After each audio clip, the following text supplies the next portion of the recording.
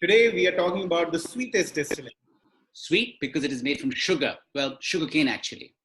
Yes, it is the World Rum Day on 11th of July, so let's talk about rum today. The origin of rum can be traced to China or India and the surrounding regions of Southeast Asia where sugarcane is mostly grown.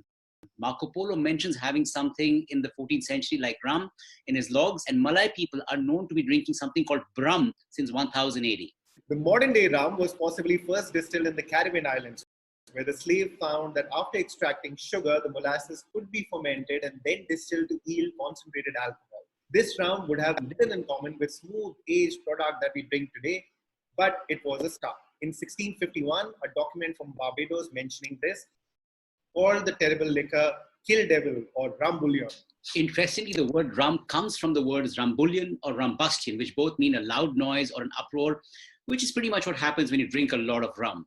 Other names include the pirate's drink, red eye, and the navy eaters. But one possible origin of the name could be the Latin word for sugar, which is saccharum, but that's not half as colorful a story.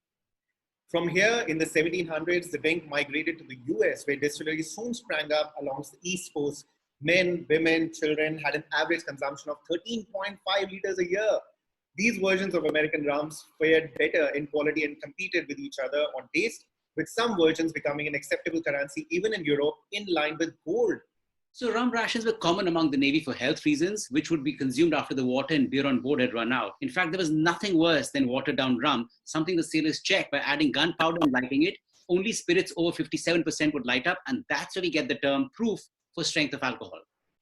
So ships had to carry rum for consumption as also for trade. So good was the rum trade back in those days that the English Navy officers went onto the dark side to become pirates because the money was so good and the rum wasn't rationed. As the demand for sugar increased in the 18th century, rum production also sized up.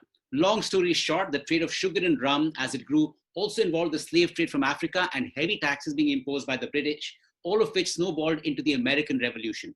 Even after the American independence, rum remained popular in US for some time before the American whiskeys took over and rum declined forever. This is not the only revolution rum was a part of. Think of the popular cocktail Cuba Libre, which legend has it was first poured when Cuba won independence from Spain in 1902, and they celebrated by mixing the local rum with a new American import, Coca-Cola. So among all the distillates, rum is perhaps the one which retains the maximum flavor of its primary ingredient. It's made by distilling sugarcane juice or products thereof and can be made to yield two different styles. The lighter ones, like from Cuba and Puerto Rico, and the heavier versions from Jamaica, Barbados, and Demerara.